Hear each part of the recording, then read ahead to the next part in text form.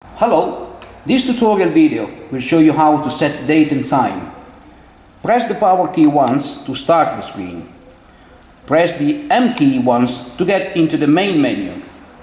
Scroll with minus, selecting time and date, and press OK to confirm. Use plus or minus key to set the day, Wednesday, confirming with OK. The month, confirming with OK, and the year, confirming again with OK. You can now set hour with plus and minus key, confirming with OK, and minutes, again with plus or minus key, selecting the one you need.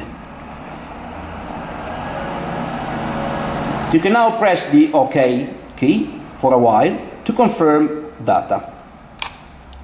You can now press the M key to go back to the main menu.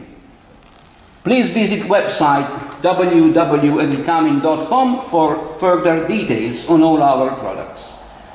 Thank you for your attention and see you on the next tutorial video. Bye bye.